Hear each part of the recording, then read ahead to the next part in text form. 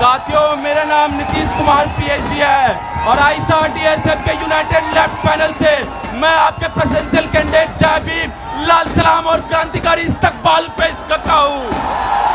साथियों, सबसे पहले मैं कश्मीर के पहलगाम में मारे गए आतंकी हमले में मारे गए तमाम साथियों को श्रद्धांजलि अर्पित करता हूँ और इस हमले को कायरता नारने को कंडेम करता हूँ। इसके साथ में उन तमाम कश्मीरी साथियों को जज्बे को सलाम करता हूं जो आज सड़क पर निकल करके उन तमाम परिजनों के साथ खड़े हैं और कंधे से कंधे मिला करके बैठे हुए हैं। साथियों, इसके साथ मैं इस भाजपा सरकार को चुनौती देना चाहता हूं कि यदि वो इस हमले का इस्तेमाल इस देश में सांप्रदायिकता को फैलाने के लिए करेंगे तो जेएनयू खड़ा होगा और आपको नेस्तनाबूद कर देगा। तो आप चेतावनी ले लीजिए कि आप ऐसा नहीं कर सकते हैं। साथियों, पिछले कई दिनों से जारी हिंसा के बावजूद इस जेएनयू के कलेक्टिव स्पिरिट ने इस बात को साबित किया है कि आज हमारे और आपके इस कैंपस में चुनाव होने के लिए जा रहा है। मैं जेएनयू के इस कलेक्टिव स्पिरिट को, इस कलेक्टिव रेजिलियंस को क्रांतिकारी इस्तकबाल पेश करता हूँ। साथियों, ये परिषद के लोग सोचे कि इस जेएनयू के इलेक्शन को वो चंडीगढ़ का मेयर इलेक्शन बना देंगे, लेकिन जेएनयू के स्टूडेंट ने इस बात को इंश्योर किया कि ये जेएनयू स्टूडेंट्स यूनियन का चुनाव है, चंडीगढ़ के मेयर इलेक्शन का चुनाव नहीं है। साथियों, फैज इसी दौर के बारे में कहते हैं कि निसार में तेरी गलियों के ऐ वतन की जहां चली है रस्म की सर झुका के चलो, जो कोई चलने वाला तब आपको निकले नजर झुका के चले, जिस्मो जहां बचा के चले। लेकिन यह जेएनयू है जो आपके आंख में आंख डालकर बात करेगा और ये बोलेगा कि लाख तलवारें उठी हो हमारे गर्दन की तरफ, हमें झुकने आता ही नहीं है तो झुके कैसे। साथियों, ये परिषद के लोग बोलते हैं कि आदर्श हमारे सावरकर और गुलू हमारे गोलवलकर। इनके गोलवलकर क्या लिखते हैं? इनके गोलवलकर ये लिखते हैं कि हिटलर के जर्मनी में जैसा यहूदियों के साथ नरसंहार हुआ, भारत को भी उससे सबक लेना चाहिए। इसके गोलवलकर ये लिखते हैं कि जिस तरीके से हिटलर के जर्मनी में अलग अलग संप्रदाय के लोग एक साथ नहीं रह सकते हैं, हिंदुस्तान को भी उससे सबक लेना चाहिए। साथियों, हम कह देना चाहते हैं कि हम बाबा साहब अम्बेडकर, भगत सिंह, लेनिन, सावित्रीबाई फुले, फातिमा शेख के वंशज हैं और यहाँ पे अलग अलग देश, अलग अलग संप्रदाय, अलग अलग पहनावे, अलग अलग बोली भाषा के लोग एक साथ रहेंगे और आपके इस फांसीवादी विचारधारा को हम नहीं मानेंगे। साथियों, आज हम देख रहे हैं कि फांसीवाद अपनी चरम स्थिति पर है, जहाँ पे वक्फ अमेंडमेंट कानून ला करके मुसलमानों की जमीनों को छीना जा रहा है, जहाँ पे सीएनआरसी कानून ला करके नागरिकता पे सवाल किया जा रहा है, जहाँ पे हम देख रहे हैं कि पार्लियामेंट के अंदर अपोजिशन को ये बोला जा रहा है कि आप नजरें झुका करके बात करिए, लेकिन वहीं जब हम अमित शाह अम्बेडकर का अपमान करते हैं तो उन पर कोई कार्रवाई नहीं होती है। हमारे जेएनयू के साथी आफरीन फातिमा के घर को बुलडोज किया जाता है, जहाँ पे चारों तरफ आज मुसलमानों की लिंचिंग की जा रही है, पहलू खान से लेकर के सबीर मलिक, तबरेज अंसारी और तमाम अनगिनत मुसलमान भाइयों को आज लिंचिंग करके मारा जा रहा है।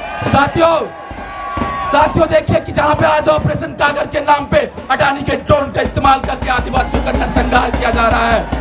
उस बीच में इस मंच से मैं कॉमरेड सीताराम को याद करना चाहता हूं, जिन्होंने 2002 में कहा था कि बाबरी मस्जिद का डेमोलिशन फांसीवाद का एक नया चरम खोल रहा है इस देश में, जहां पे बाबा साहब अम्बेडकर ने कहा था कि यदि इस देश में हिंदू रह जाता है तो यह सबसे बड़े खतरा है। लेकिन आज हमारे कुछ भटके हुए वामपंथी साथियों को फांसीवाद नजर नहीं आता है, उनको ये फांसीवाद नजर नहीं आता है। मैं यहाँ से कह देना चाहता हूँ कि मैं बिहार के उस धरती से आता हूँ जहाँ पे कॉमरेड राम नरेश राम से लेकर के जगदीश महतो से लेकर के बाबू जगदीश प्रसाद से लेकर के कॉमरेड चंदू की विरासत ने हमें सिखाया है कि कैसे हम हाथ में कंधे पर लाल झंडा लेकर के इस फांसीवादी ताकतों को नेस्तनाबूद कर सकते हैं, उसको खत्म कर सकते हैं। साथियों, आज इनके आकर राम माधव विदेश जाते हैं और ये बोलते हैं कि हमने एनईपी लाया है और ये बोलते हैं कि एनईपी से हम कंजर्वेटिज्म के वैल्यूज को प्रीच करेंगे। अरे कौन सा कंजर्वेटिज्म? वो कंजर्वेटिज्म जो देश में जातिवाद फैलाता है, या वो कंजर्वेटिज्म उस देश में महिलाओं को घरों से नहीं निकलने देता है, या फिर वो कंजर्वेटिज्म जो मनुस्मृति को सैंक्शन करता है, जिसमें ये लिखा गया है कि शूद्र यदि वेद पढ़ते हैं तो उसकी जीभ काट लिया जाए और यदि शूद्र वेद को सुनते हैं तो उसके कान में शीशे डाल दिया जाए। अरे हम ये कहते हैं कि हम बाबा साहब अम्बेडकर की विरासत चाहते हैं, जो इस देश में जातिवाद और सामंतवाद का दंश झेल के विदेश से इस देश में पढ़ करके आए और संविधान की किताब हमारे सामने रखे। हम फातिमा शेख, सावित्रीबाई फुले के वंशज हैं, जो इस देश में वंचितों और महिलाओं के लिए स्कूल के दरवाजे खोले हैं। तो आपकी इस एनईपी को मैं नहीं मानता हूँ। साथियों, आप देखिए कि जिस तरीके से इस कैंपस में फाइनेंशियल ऑटोनॉमी के नाम पे फंड को काट करके हेपा का लोन मॉडल इंट्रोड्यूस कर दिया गया है, जिस तरीके से हमारे इंफ्रास्ट्रक्चर की हालत है, आज हमारे इंजीनियरिंग और मैनेजमेंट में पढ़ने वाले दोस्तों को देखिए, जिस तरीके से उनका फीस स्ट्रक्चर इतना है, लेकिन ये वाइस चांसलर को 1 मिनट का वक्त नहीं मिलता है तो हमारे एसओई के दोस्तों से जाकर के मुलाकात करें, लेकिन उसी वाइस चांसलर को आरएसएस के मुख्यालय का उद्घाटन करने का वक्त मिलता है। ये कितनी शर्मनाक बात है। Audience, please settle down. Audience, please settle down. Audience, please settle down. Audience, please settle down. Now you can go to your speech. साथियों, इस कैंपस में जो आज साइंस के लैब की हालत है, सही से लैब में इंस्ट्रूमेंट नहीं मिलता है, सही से लैब में केमिकल्स अवेलेबल नहीं है और इस एडमिनिस्ट्रेशन को इसकी चिंता नहीं है। जहां पर हम देख रहे हैं कि इसी फंड कट के खिलाफ जमीन के आंदोलन को तेज करते हुए हैदराबाद सेंट्रल यूनिवर्सिटी ने हमें दिखाया है कि किस प्रकार से जमीन के आंदोलन को मजबूत किया जा सकता है। हम ये देख रहे हैं कि बनारस हिंदू विश्वविद्यालय में जिस तरीके से मोदी समर्थक रेपिस्ट के खिलाफ जो स्टूडेंट्स खड़ा रहे, उनको निलंबित करने की कोशिश की गई है। हम देख रहे हैं कि एयूडी से लेकर जामिया मिलिया इस्लामिया तक जिस प्रकार से छात्रों को सस्पेंड किया जा रहा है, केवल इसीलिए कि आप सच नहीं बोलेंगे। उन तमाम बर्खास्तगी के खिलाफ इस देश के स्टूडेंट्स मूवमेंट्स ने दिखाया है कि ये सरकार हमें क्या बर्खास्त करेगी। हम आपको बर्खास्त करते हैं, हम आपको बर्खास्त करते हैं। साथियों, यही है जेएनयूएसयू का स्ट्रगल, यही है जेएनयूएसयू का जिद और यही है जेएनयू का जिद। और उसी जेएनयू के जिद की बदौलत है कि इस कैंपस में ऐसा करा था और 1993 में डेप्रीवेशन पॉइंट्स को दोबारा रजिस्ट्रेट किया है।